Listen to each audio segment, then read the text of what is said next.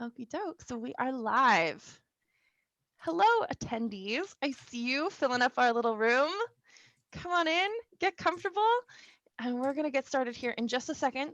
Now is the time for beverages, blankets, and we'll just get going. So hello, welcome everyone to our little virtual event space. My name is Allie and I'm your host for this evening. And I am so excited to be introducing Tori Sharp and Ira Marcks here to discuss their new graphic novels, Just Pretend and Shark Summer. So before we get into the fun stuff, I just want to quickly thank you all so much for tuning in and of course for buying books. Your support really is what keeps this place going, and we really love what we do. So if you also love what we do, we would so appreciate it if you could swing by and grab some copies, or if you're not local, we do ship. Shipping is just $3.50 for the first book and $1 for every book after that.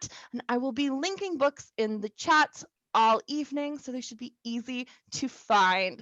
While we are over on the website, I definitely recommend checking out some of our other upcoming events or sign up for our newsletter. It's a weekly update about events and exciting releases, our online book clubs, which has been really fun. And of course, follow us on any of the major social media platforms. We are at Third Place Books for the quickest updates and recommendations. So we are here for about an hour, and towards the end, we will be taking questions. So if you have any questions, which we very much hope that you do, go ahead and leave those in the Q&A box, which should be either at the top or at the bottom of your screen. That is different than the chat box. The chat is great for virtual applause and connecting with each other, but when it comes time for questions, do make sure those end up in the Q&A just so that we can most easily find them. And I believe that that is all of my housekeeping. So without further ado, I am so thrilled to introduce Tori Sharp, a local author, illustrator, associate literary agent, and swing and blues dancer with a BFA in sequential art. Just Pretend is her debut graphic memoir, and it just came out yesterday. So let's all wish her a huge happy book birthday. It is about growing up in multiple homes when her parents got divorced and how she used fantasy to make sense of her life. Our second author tonight is Ira Marcks, a cartoonist who has created a warehouse of esoteric objects for the Hugo Award-winning magazine Weird Tales, as well as a webcomic about villainous technology for the European Research Council. Shark Summer, which comes out next Tuesday, so I'll be dropping a pre-order link in the comments. It's his debut graphic novel in which a young film crew sets out to make a movie, win a film contest, and solve a mystery over one summer on Martha's Vineyard. So welcome, both of you. I am so excited to be a fly on the wall for this conversation. If you need anything, of course, give me a shout. I will be listening, and that goes for attendees as well. I will be keeping an eye on the chat. Oh, I see you guys turning up. Hi, everyone. So I'll be listening in.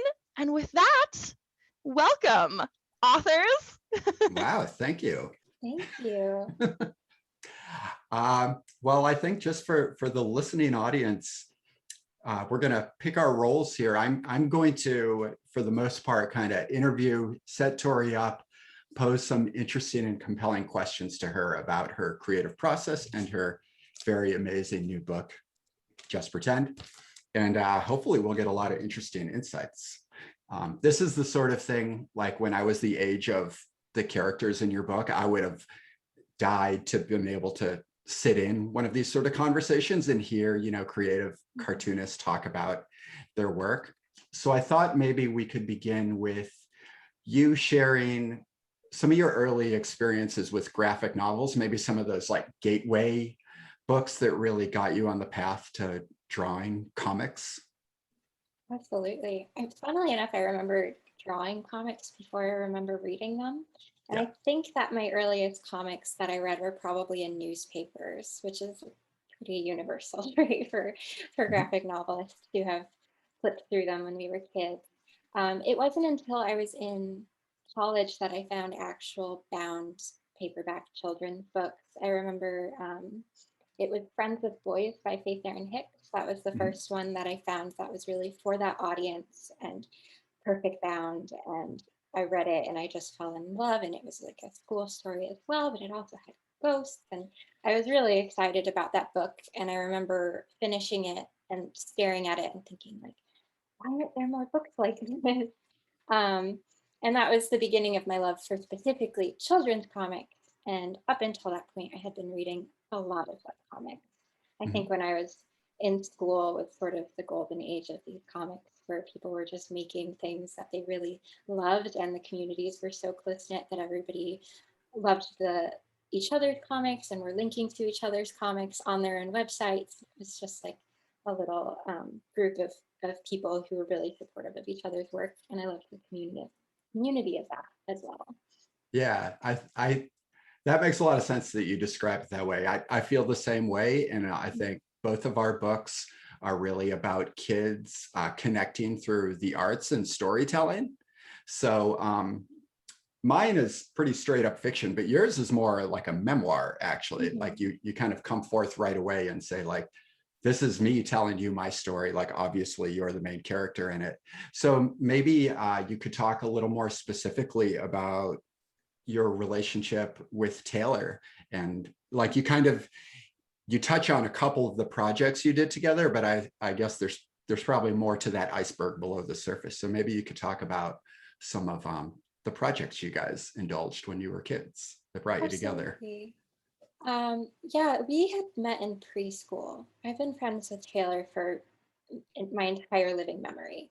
So it was really special to be able to write a book where about our friendship.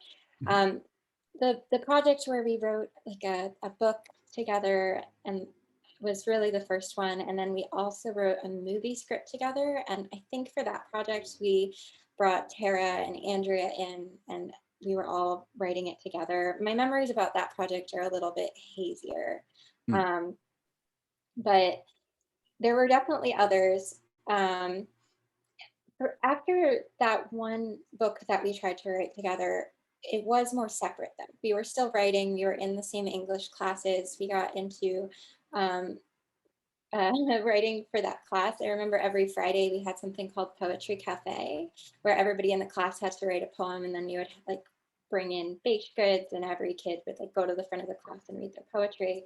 So even beyond novels, I feel like we connected a lot through hearing each other's poetry every week read aloud in that class. And at the end, we compiled it into a book with everyone's poem from every single week. And it's this really thick binder that every student brought home.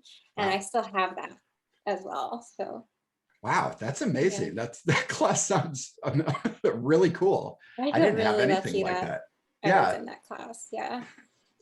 So like in Just Pretend, a lot of your stories seems to be like rooted in fantasy. So is that a Mhm. genre that you're kind of, you're using it in the book as kind of like the other world for the Tori to live in? But was that like a genre that you would escape to with your work often, or is it just a good fit for the story? Yes, pretty much everything I've written has speculative elements. It's either Mhm. straight from life and it's memoir or it's been fantasy. And I think that'll change moving forward. Now that I've actually written a full memoir, I feel more comfortable in a contemporary space. So I Mhm. think there's a wider range of what I would do next. But in the past, everything I've worked on has been a fantasy story. It's usually second world fantasy where you're in an entirely new world and the rules are all different and you can have an adventure and you don't have to think about everything from real life. Mhm. And you can draw those parallels of what's going on in your life, but not. It feels both really personal, but also just removed enough that you can explore it a little more comfortably than you would if you were writing something that feels more tethered to your own life in Mhm. a contemporary story. So yes, everything has been fantasy up till now. I had pitched a couple of fantasy graphic novels before Just Pretend sold, so I would have been extremely happy to do a fantasy graphic novel or write a fantasy book and sell it, and I would still love to work in that genre in the future. But Mhm. obviously, I'm so happy that my first one has been a memoir. Yeah, I noticed in the back, I don't remember where it was exactly, but I believe you kind of mentioned that your agent sort of guided you into this project a little bit. Maybe you had the initial idea and they're like, let's go for this. I mean, part of that, I think we both pitched things, and it's, it's the sway of the market. Like some things are just a little trendier than others. But, maybe you could talk a little bit about those early stages of deciding you were like maybe ready to tell this story, and how it, and where that first idea came from, and how your agent like latched onto it. Right. So my agent had signed me for a different project that was a middle grade fantasy. And we'd had that one on submission for about 6 months or so with editors. And we got really close to selling it a couple times, but just didn't go through, and that was okay. So we were just talking about what we should do next. And I pitched 3 different ideas. One of them was the project that became Just Pretend. One of them was a slice of life comic based on my webcomic. So it was like bunnies and for an unclear audience, and really cute, and everything was in a 4-panel strip. And then the other one was a teen futuristic sci-fi book that I was calling post-dystopian, because the idea was like, what happens after dystopian collapse? What next? So out of those, my agent could pretty clearly see that Just Pretend would be the most perfect for the market, and also that it was the one that I was the most passionate about working on next. I think he could tell that I was really nervous about it, which is usually a good sign, right? If you're worried about whether it's going to be as good as you're hoping for it to be, usually that means it's something that's really important to you. And I think I knew that it was time for me to write a memoir, because I finally realized, as we were talking about before, that everything I was writing was really closely tied to my own experiences anyway. When I had the idea to write a story about divorce and living in multiple homes, my first instinct was still to tell a fantasy story. I was like, what if there are 2 dragon parents who get divorced, and their dragon kid is living through that, and they're neighbors, and it can be all like hyperbolic because they're dragons and they can breathe fire, and it's I explored that idea very briefly. I thought about it for a few days, and I just realized for something this personal, it would feel like I was telling my own story anyway. So I just realized I should just actually talk about my life, and then kids going through it can, like, or who are having a similar experience, or who or maybe their parents are about to get divorced and they don't know what to expect. Like, I wanted kids to have a book where they can hold it and know that the person who wrote it was actually that person in the book. I think that has a slightly different impact for kids.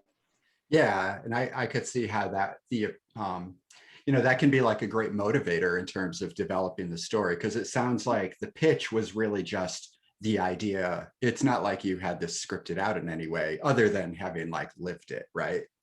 So you were kind of starting from scratch a little bit after, right? Yeah, I had about a paragraph pitch. I found my notes for it recently that I had written down before I sent that first pitch to my agent. And I had made a bullet point list of reasons why I wanted to write this book. It was like, I want my dad to know I love him. I want, like, this person in my life asked me to write a letter about something that happened, and this is the way to write a letter about it. Like, on and on. There were reasons for it that were personal like that, and there were also just like, I want to write a book about divorce. So I had all of the reasons, and then I jotted down stream of consciousness, all of the events in my life that I thought would be something that would fit in the book, and also maybe be fun for kids to read, because some of the things that happened when I was a kid are a little zany, and in hindsight, they just feel kind of perfect for middle grade. So I had the material, and I didn't have to make things up to make it something, to be able to pull out elements that I felt like kids would enjoy. So I did that for myself, and then condensed it to about a paragraph that I sent my agent at first. And that's what he latched onto. And then I wrote a longer scripty synopsis afterwards. Okay, well, let's keep going with that, because like, again, I'm trying to pose this as like, what would like young Ira want to hear from you? So what I would want to know is, I mean, a comic is so many elements, right? You have panels and text and pictures and color and all these things working together. So you say you're at the scripting stage at this point, like, where do you take that next? And what role is, we'll get a bit behind the scenes for everybody. Like, what role is your editor plane. We share an editor, in fact, just for Andrea. We both love her, I think, right? She's pretty great. So yeah. Yeah, so maybe you can talk about just, getting a little bit closer to that finished product. What was the next step? I know this is interesting too, because it's so different for every comic artist. Mhm. So I don't want this to seem prescriptive of what you should do if you're thinking about making a graphic novel. For me, I like to start with the shortest I can possibly describe my story. So a one sentence description of my story, and then expand and expand and expand. So I try to write a one sentence like log line, and then I write a paragraph, and then I write maybe a one-page synopsis, and then maybe like a 5-page synopsis. And then I just expand on that until it feels like I have everything that I need to know before I start drawing. And for me, that isn't a full script. I don't have every panel broken up. I don't do very many shot calls unless it's something that I need to write down and remember so that I can convey the correct emotions later when I'm drawing. But for the most part, I work out most of the dialogue and the expressions and even some of the settings later when I'm thumbnailing the book. There are some scenes where I'll just write in my synopsis, Tori and her dad need to have this conversation. But then I kind of figure that as I draw the book and feel really connected to certain locations, I might realize that that conversation would be best to happen in this way. So it's totally mixed. Sometimes in my synopsis, I write down key dialogue and places and what the characters are wearing and things like that. But there are a lot of places in the script where I also leave it completely open so that I can still feel like I'm doing a lot of the storytelling later when I'm drawing. Drawing a book takes a really long time, and I still want to feel like I'm writing and storytelling while I'm doing that part of the process. So in a way, you're kind of, I always compare stuff to film, even though comics they draw from a lot of like artistic inspirations, but in a way, like you're more directing like the book, especially at this stage, as you're trying to like craft this script and dialogue. So, like, did you know pretty much how long your book was going to be? Because I also feel like setting those kind of limits, like you talked about web comics, which is a totally open-ended thing, but in this case, you have, you get a page count and then you have to like squeeze the book in there. Did that affect your process in any way, telling like a story that's basically 300 pages long? We had assumed when I wrote the synopsis, I believe that the book would be 250 or so pages. We didn't have a direct page count, and 300 pages was still within the allotted amount. It wasn't going overboard. My publisher did not mind that it ended up being 300 pages. We could have addressed that if that was the case, but it's totally fine. So I didn't know how long the book would be until I thumbnailed it. And our publisher is amazing because they just worked with me on it retroactively once we got to that point. But when we realized the book is like 50 pages longer than maybe our original estimate, they were completely accommodating about working with me on scheduling and making sure that we could still produce the best possible book as we were able to in the end. So I think more than affecting my artistic process of storytelling, it was just logistics with the publisher, and we have a whole team working with us through Little Brown. Right. So they made it much easier to do that. Yeah. So let's get into the story a little bit. So, you're scripting the dialogue, and how do you, once you start to jump into the drawing, and you really have to find like your character's point of view, right? Which is you in this case, but of course there's some, compression and fictional, adaption from life. Maybe you can talk about getting back in the head of yourself at this age and how, that started to come through as you started to like draw yourself as a kid. Yeah, this is fascinating about memoir because everybody in the book is a real person, but everybody is also a character. Like Tori in the book is me, but she's not me. I have to think of her as somebody separate from me in order to do a good job telling her story. And I think that I was trying to weave in both what it felt like at the time, being 12 to 14, having the events of the book happening in my life. I wanted to tie that together with what I've learned in the time since as an adult, and not make it seem like an adult is talking to the readers either. I still want it to be completely Tori's story. The important thing is just allowing readers who might be experiencing the same emotions to know what she's feeling. That was what was most important to me.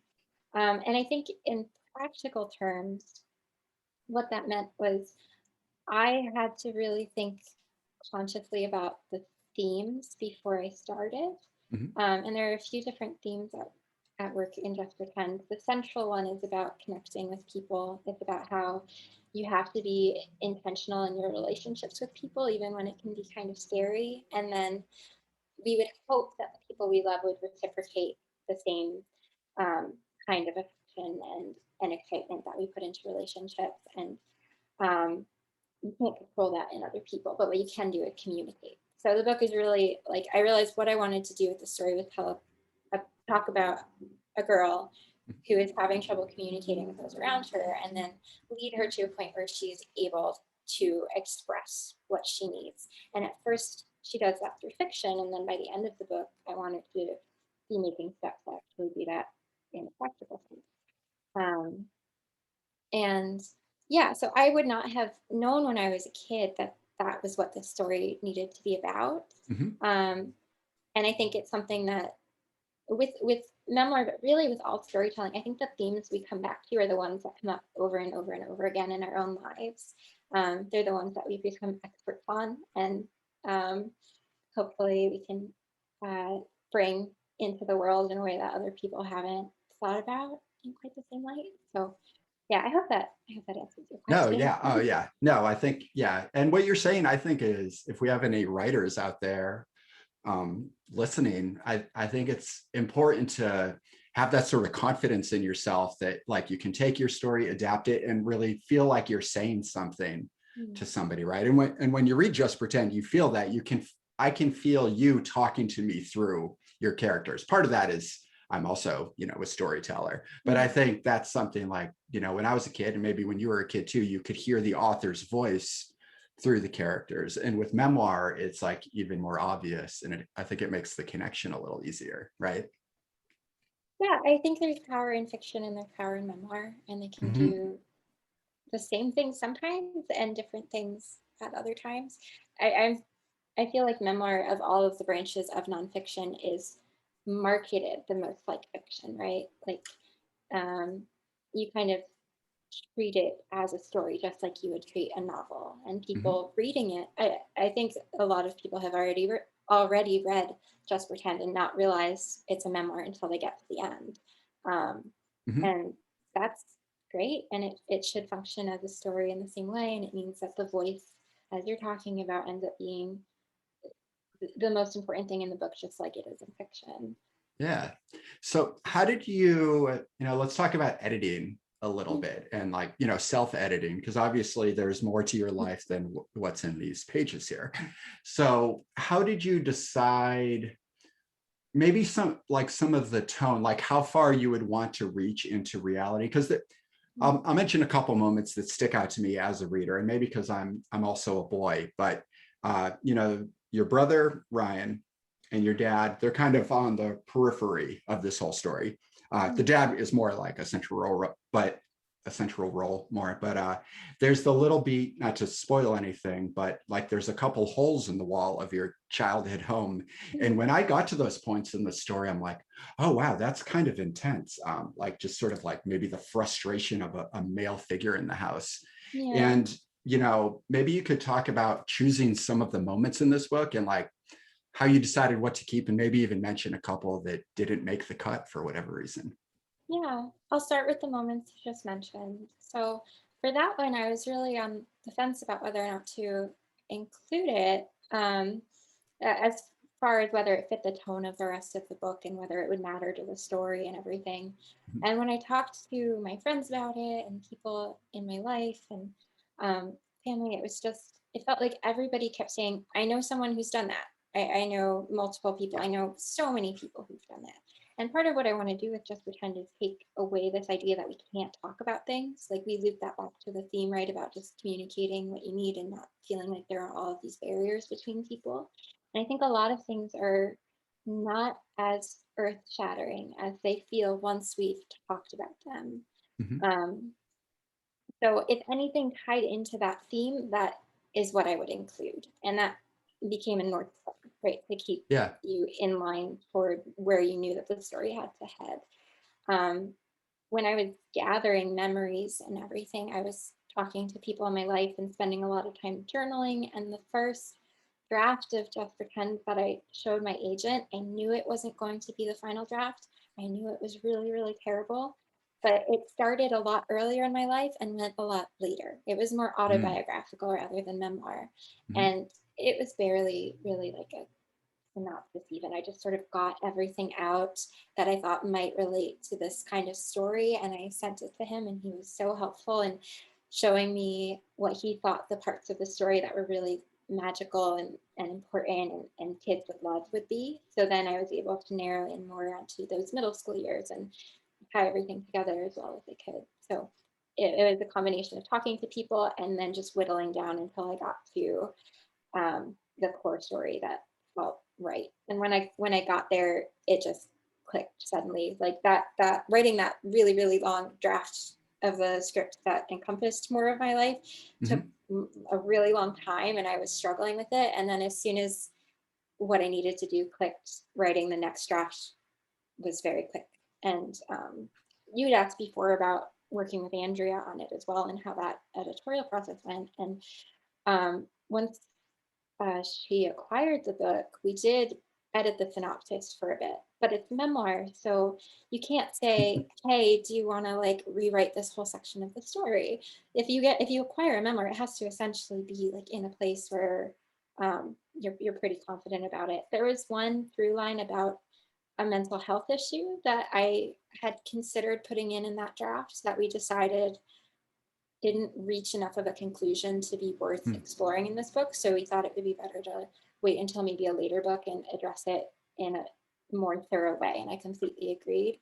And there were other little changes, but for the most part, like I feel like it's a completely different experience than writing fiction because you have to edit within what's already there as Mhm. opposed to like brainstorming outside of that.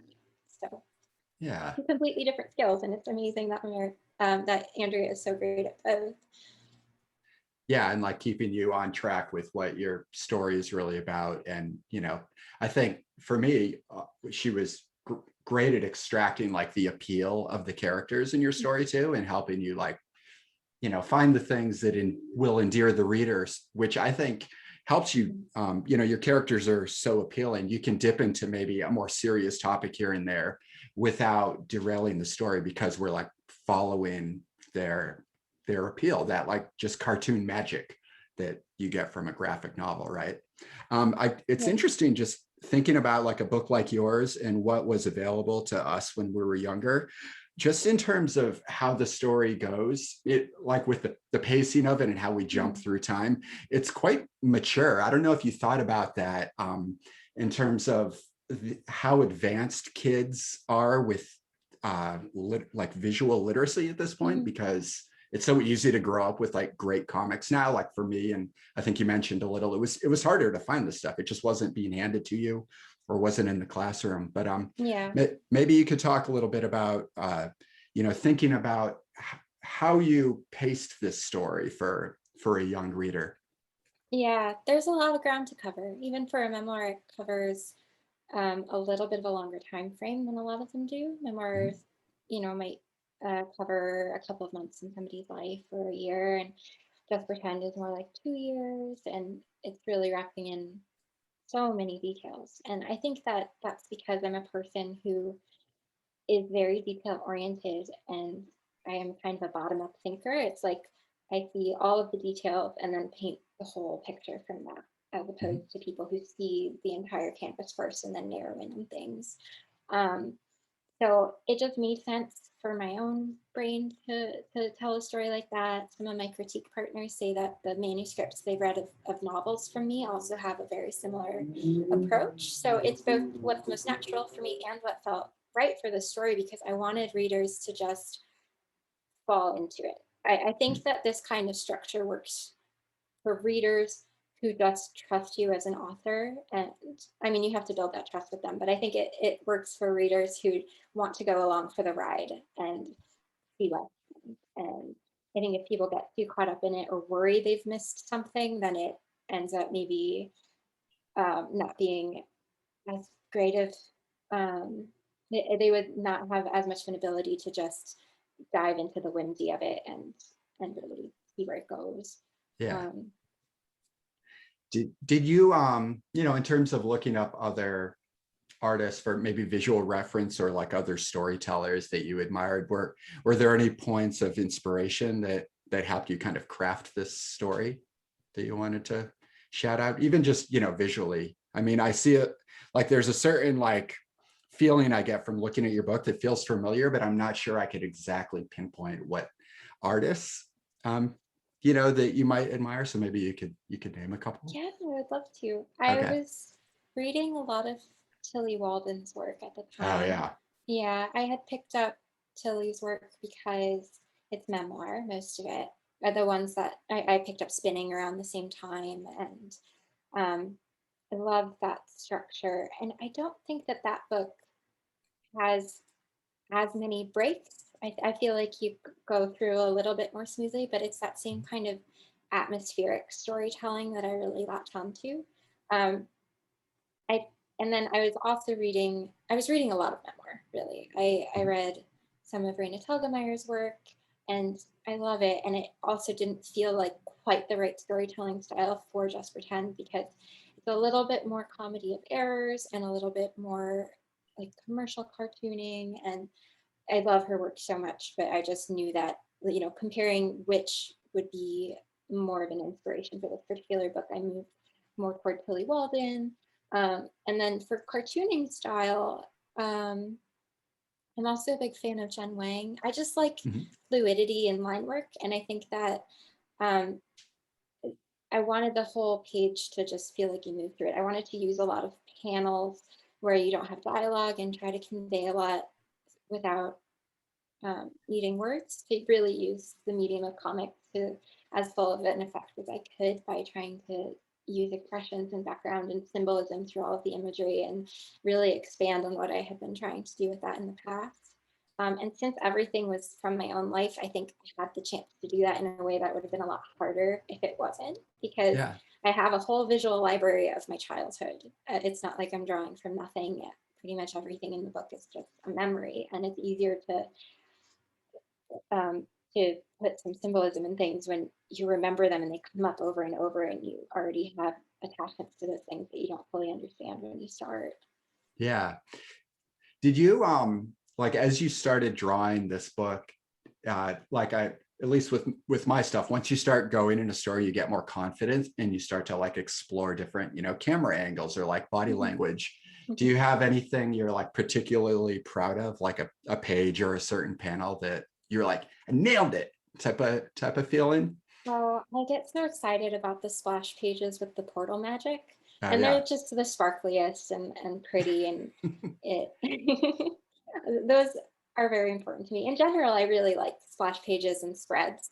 Um, but I also I that just made me think of a rule I have for myself with comics, actually. Not quite the question, but it came to mind, which is that when I'm doing shot calls, it can be really easy to um, fall into having everything be talking heads, Hmm. or um, especially if there's dialogue, you have so many panels where you've got like a box with the character's face in it, and you don't like it just loses some life sometimes. So I have a rule for myself that at least once per thread, I have to be able to see the main character's feet. Oh, Um, okay. yeah, and it helps you draw back the camera, and I can break it. I can break that rule if it helps the story, but that has helped me a lot when I'm drawing, so that I don't get stuck in all of these like medium shots and close-ups. I really have to back up and like let the environment exist around the characters as well. Yeah. Yeah. I think that's one of those invisible things that, like, for example, a comic like Peanuts, right? It's all sort of like the same staging Mhm.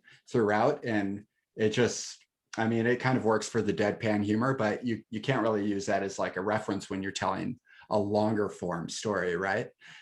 So I like that tip of like making sure you can see the character's feet like pretty often. Um, I like that you bring up too, because it does depend on the story. I mhm. think with my webcomic that I used to do, it was a lot more very similar shots because it was always a 4-panel strip. And So I wouldn't want to jerk the reader around that much when they're viewing it. They would lose their sense of place. But in this case, having a role like that for myself grounded the reader in what was happening, because it forced me to keep showing them what was around the characters or where they were. Yeah. So let's talk about Taylor a little bit. Now you're telling this whole story. At what point did you kind of bring her into the conversation, like the real world Taylor? From the start.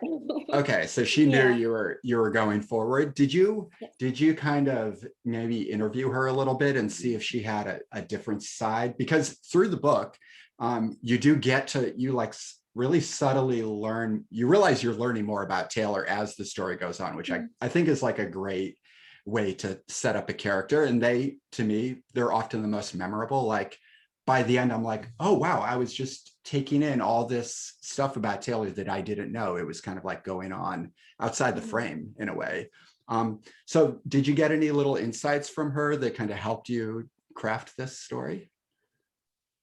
Yeah, I tend to have a much better memory than most of my friends do. Oh, This okay. is so it ended up I feel like the way those conversations happened was that we would reminisce, and there were a few big events that we both remembered, like filming the movie is one of them. When I went around after the book deal, oh, this was wonderful. So right after Andrea acquired the book with Little Brown, 2 weeks later was Tara's wedding.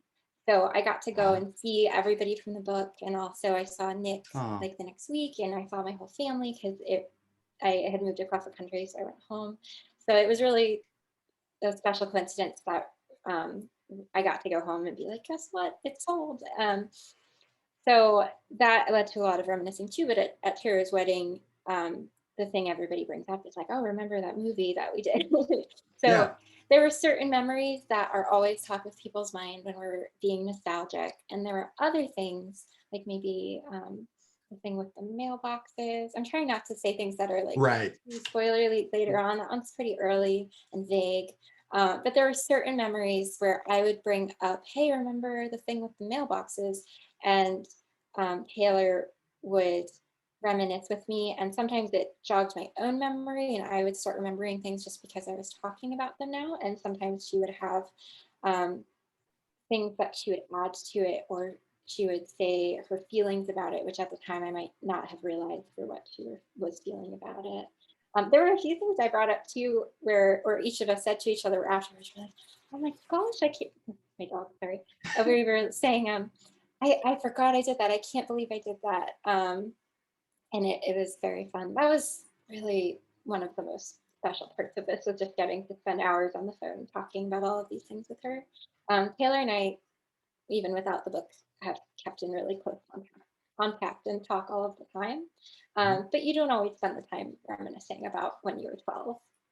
Yeah, I think it's I don't know. I mean, I related to this story a lot because I grew up like hyper focused on creative projects, and anybody that was like in my circle of friends was like, all right, we're either doing this project or, I don't know if we're friends, because this is just what we're doing. And it's all I'm thinking about. Like, all the little games, like the mailboxes, like crafting little things and like giving them to each other is I feel like a giant part of childhood. It's like the first way you learn to just like exchange ideas by And putting we them on have tiny that in pieces of common paper. with our books too, because Shark Summer has such a direct link to storytelling and making things and Mhm. how it ties into your actual life. And I also wanted to say that the way that you introduced a lot of details about Lex's character reminds me a lot about what you were saying about Taylor's character. I think that you did Yeah. the same thing, where lots of stuff was happening in the background, and I was connecting the dots about why other characters felt certain ways without you directly saying it.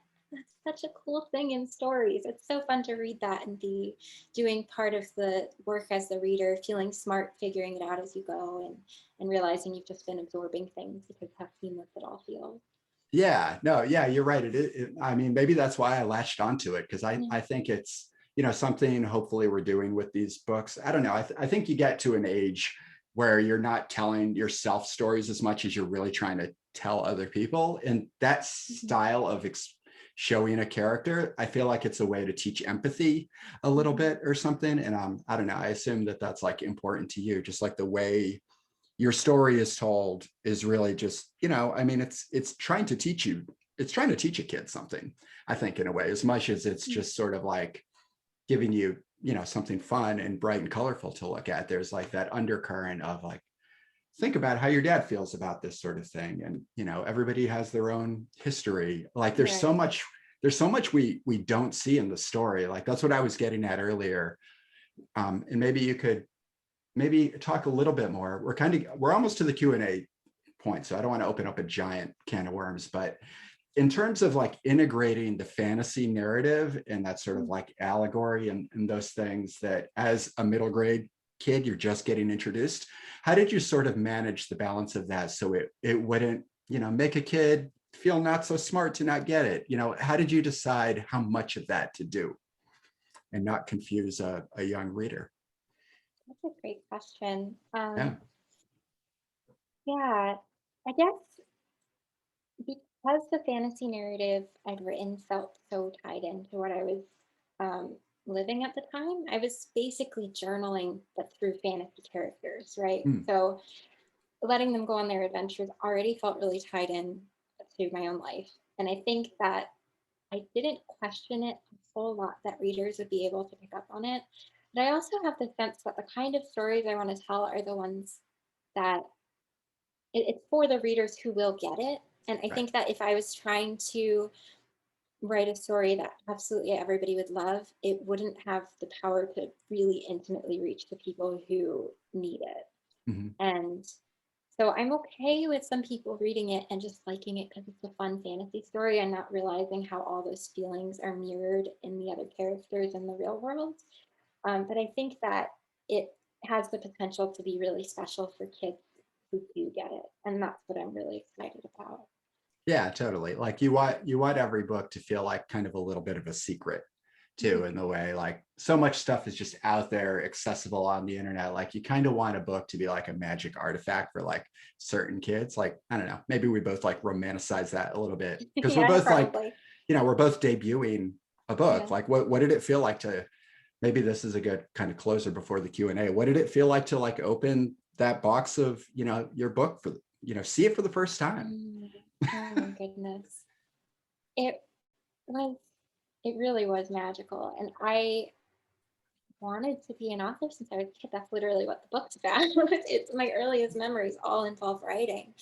So something about it felt, I don't know how to say it felt inevitable without sounding haughty, because I definitely didn't assume I was going to be published, but it just felt so right and comfortable. And I felt sort of a relief that it was done too, because making a comic is really, really hard. And just knowing after being so worried about, well, would I ever finish this and would it turn out well, it was actually done and here. And yeah, so many good emotions. Sometimes I'm not great with emotions. I'm like, too many emotions. But yeah, it was really special. I imagine it would have been similar for you too, right? Yeah, listening to you describe it, I would probably have the same answer. I think maybe we need a little more time to sit with it to like really understand the story. Like in the way you could like never have told the story when you were 10 years old because you didn't really know what it was about yet. But I just want to point out there's lots of great stuff going on here. Great cover, but then of course you get the dream of any author is to like design the book under the cover. And then there's so many fun little things to look at for just giving people a preview of what they're in store for if they purchase. Such a nerd about just like books. When Just for 10 was acquired by Little Brown Books for Young Readers, it was one of the first graphic novels that they were putting out. And so they told me, go to a bookstore, just feel the paper. Tell us what kind of paper you'd like. What kind of like book sizes do you think would be great? I get to like have input about this kind of stuff. Yeah. That was so exciting. Yeah, you like get to pick my webcam's not very good, but you get to pick that, like, what do you call that little strip there? Do you remember? But I love it so much. It has such a perfect. big place in my heart. Yeah. Yeah. Well, it's a beautiful book. And, I was so excited to like, I'm going to read this and I'm going to talk to the author, so, thanks for letting me ask you all those questions. It's like fulfilling a childhood dream of mine. Oh my goodness. Thank you. Maybe Allie can pop back in Hey, there she is. She's back. Hey. Hello. I need to tell you that when you took that dusk jacket off, I like audibly gasped. It's so pretty. So we have a couple of great questions in the chat here. If anyone else has questions, now is the time. Throw them in Q&A so we can find them. So our first question is from Megan. And I'm just going to read you the whole thing because it's lovely. So I read your book, Tori. I think the open dialogue between young Tori and Taylor when they had misunderstandings is very good for kids to see and learn from. My question is, did anything surprise you when you revised your past to write about it for this book? Or in other words, did revisiting some of these past events give you some clarity as an adult? And also, I wanted to say that I'm so proud of you. Thank you, Megan. I believe that's a Megan I went to high school with, I'm guessing. So that's very special. Yeah, oh my goodness. So going back to some of these conversations that happen in the book, it's hard because your real life isn't neat and tidy. It doesn't fit into a story structure. You can't just like box it into panels really neatly. So you are always condensing things. It's completely honest, and yet it also feels like you're kind of wrangling it into the perfect shape. Or maybe I can make a more poetic analogy for that. But it's interesting to try to pick what to include, and specifically for those conversations with like Taylor and my dad and people in the book who some of the where conflicts were addressed more verbally, right? I felt like those conversations had happened when I was younger and probably continued throughout my life. So we definitely talked about it at the time, and then as we grew and continued to have relationships as we got older, we were able to talk more about it, and then with perspective of distance, just understand each other's feelings better. And I think as you grow up too, you can hopefully get a little braver about having those conversations with people and build trust and learn a lot of those skills about communicating. And communication is a skill. That's like one of the things I want to convey in this book. So yeah, it's both then I wanted to show what it was like at the time and also what I've learned since, and still have it feel authentically like something that a 13, 14-year-old, a conversation that she would be having with her best friend. So our next question is from Carrie, which says, congrats, Tori. The art on your cover looks beautiful. Totally agreed. I love the style and design. You've grown so much, both as a writer and as an artist. Looking forward to reading it soon. My question for you is, what initially inspired you to start writing stories? Goodness, I don't know if something inspired me or if it's just something I've always done. I don't know if I could stop if I tried. It's just always been the most obvious way for me to understand the world around me, to take it and put it into a structure that makes sense. Stories have patterns, you have to establish patterns and then manipulate them and break them. And it's just such a great way to process feelings and events and big changes and things that otherwise would be not feel like they make a lot of sense. So yeah, it just was always a way to process my life, and also it's really fun, and you get to like pretend to like ride dragons and stuff sometimes. So that's great too. Yeah, that's the dream, huh? Mhm. So our next question is from Joe and says, can you talk a bit about deciding how to draw your family as comic characters? Mhm. Some of them are easier than others. I feel like I drew my dad and my stepmom once or twice before landing on a design that just felt right for them. Because they both got very colorful, like big personalities. And yeah, so with them it was easier. It just kind of fell naturally into a design that reminded me of them. I just sort of kept drawing until what I drew reminded me of the people in my life. I think that's the best way to put it. Because if you're drawing people as like little circles with like dot eyes and like one eye lash, it's kind of hard to look at that and think, okay, this is my sister. When I've looked at her all the time throughout my life, I've seen her face since I was born, so it's a little strange to then try to draw a whole book where I have to keep it in my head that this little cartoon I'm drawing is my sister. Um, so yeah, I just keep working at it until it looked like the people in my life, and then I tried to give them some variety. I think there's a note in the back of the book about this too, about I got to have a little section in the end matter about designing the characters. It was really fun to show some of the early sketches and everything. And for my sister in particular, we look fairly similar. We both have like round, squarish faces, and our hair parts in just the same way. And especially when we were kids, like at the time when I wrote the book, sometimes my friends would like see both of us and not be able to tell us apart.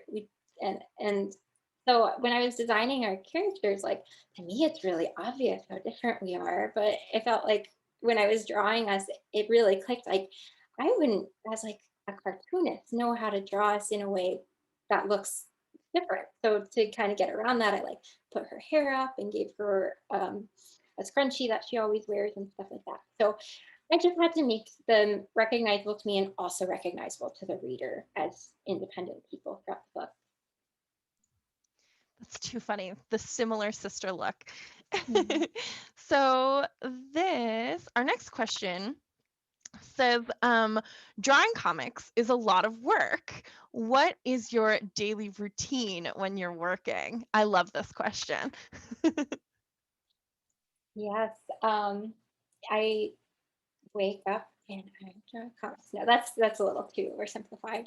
It really depends what part of the process you're in because it changes. Like if I'm inking pages, I'll be able to get a different number done per day than if I'm thumbnailing pages.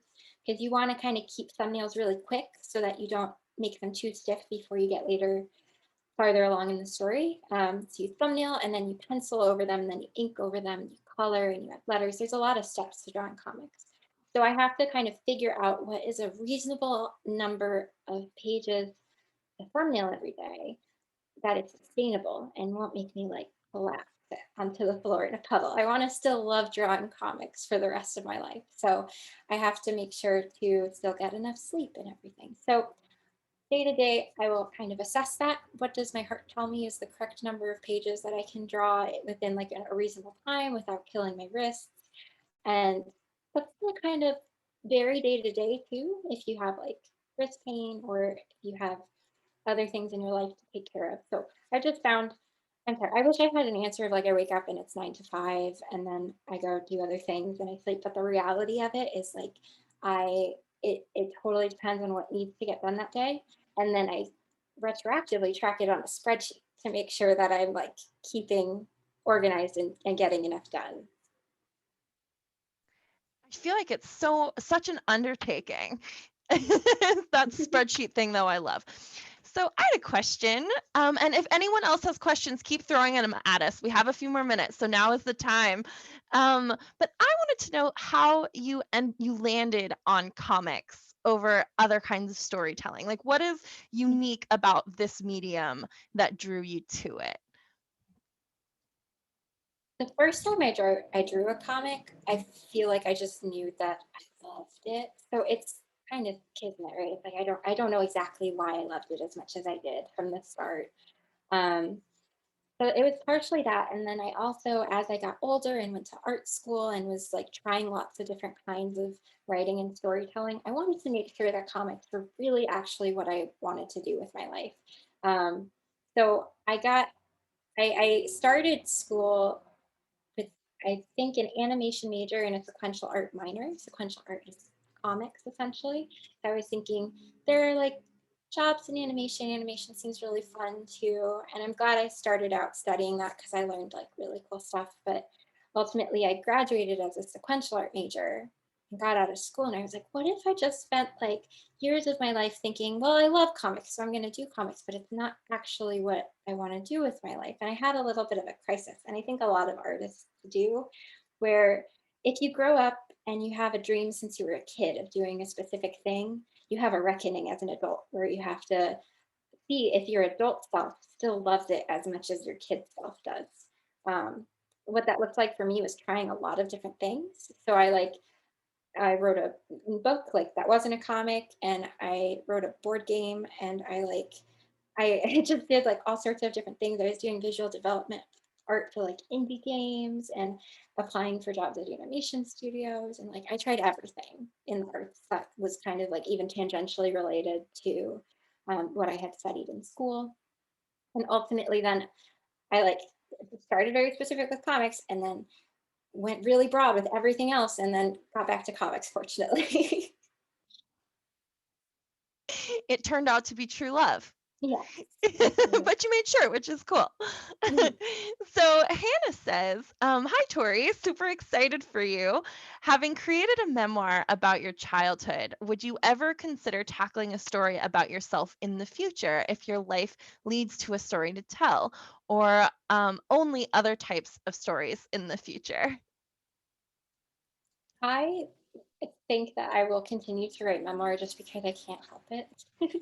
um, I kind of always seem to come back around to it. When I was in high school, the first essay that I had published in like a school publication was a memoir essay about my babysitter from childhood, who is Beth in Just Pretend. I had a lot of fondness for her, and she only ended up in like a few panels, but I kind of, I'm glad that she ended up in there too, because that was sort of my roots with memoir. And like I said, with my other stories, even fiction, it always kind of feels like writing memoir in a way. Um, but I look at everything as memoir. I look at like stand-up comedians and say they're writing memoir, and I look at it just feels like people are always drawing from their own experience, and the lines kind of blur for me in that sense. But to have a direct answer for your question, I think I would, if I found the right story, I would write memoir again and publish another graphic memoir if it felt right. Right now, I don't have something like immediately in mind that feels like I should pursue it right now that I'm really driven to, but I would love to in the future. Love that. Can't wait. So we have time for just a couple more questions. And Carrie, I see yours, but I'm saving it because that's the last one. um, so I was internet stalking you earlier, as one does. And I was looking at your art and noticed that your different projects have connected but pretty distinct styles. So how did you develop the sort of distinct look that this piece has? Oh my goodness. I love this question because when I got out of art college, I was drawing in a much more realistic style and photorealistic. And a lot of the freelance work I've done has been photorealism. I get sent stock photos and I draw them very realistically in an illustrated style. And so a little while after I graduated college, I started a webcomic about little bunnies who write books. And it was just sort of something to do that was like fun. In the meantime, I was in this like crisis state that I mentioned before where I wasn't sure what I really wanted to do. Yes, that's Boople Doodles is the name of that comic. And that style was the simplest form of cartooning that I'd ever done. It was their heads were shaped like little beans and they were blobs. I based it on an animation principle called the flour sack, which is one of the most basic things you can animate. You just take a flour sack, you draw a literal flour sack and you make it move around like it's a person. And it's a really simple like torso shape to animate. So you get the basics of animating like a person shape. So that was Boople Doodles. My little bunny character had a bean and a flour sack, and she went around and she was really enthusiastic about everything. And that felt like it set the foundation for all of the art that I've done since then, for my comics at least. My other work, like you were saying, I do like more illustrative, painterly styles, but for my sequential art, I realized that I love the fluidity and the simplicity of this and how much readers are able to just like project themselves on the characters if you keep it really, really simple. And also you keep it simple because making comics takes a really long time. And if you can make the characters really simple, you can make more comics. And that's great too. Totally. So we are about through our evening now. So I'm going to ask one more question for each of you. And it is worded by Carrie perfectly over here. Do you have any ideas for future projects or stories for publication that you can share with us? And I think that goes for both of you. What can we look forward to on the horizon for both of you? If you're allowed to tell us, of course. Ira, would you like to go first? Yeah, I'll go first so you can close things out. Well, I'm doing a sequel to Shark Summer. So Shark Summer is kind of set in the world of Jaws, and then the sequel is set in the world of, we'll just say like a famous Colorado hotel. So I'm in the midst of that. Super exciting. Mhm. That's right. I have another book that I'm working on, also with Little Brown, but I'm not allowed to talk about it yet. So I know what it is, and I would not be more enthusiastic about it. But I'm just sort of bursting with that enthusiasm, and we'll talk about it as soon as I possibly can. That is the trick with that question, is sometimes I put people in a crunch, but I just want to know, what's coming next. All right. So thank you both so very much for being here. Audience members, thank you so much for coming and for filling the chat with your great comments and questions. I think that this is pretty much where we close off. So everyone go and follow those links in the chat. There's links to all of the books I think that we talked about today. And I think that this is where I say one more huge thank you for this wonderful conversation. You guys went so deep. I appreciate it so much. And then we start awkwardly waving. Shall we let the awkward waving commence? Thanks, Allie. Thank Thank you. you so much, Sophie. Good night, everyone.